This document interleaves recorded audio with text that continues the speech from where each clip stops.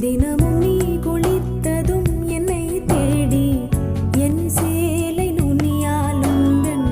தலை துடைப்பாயே அது கவிதை திரு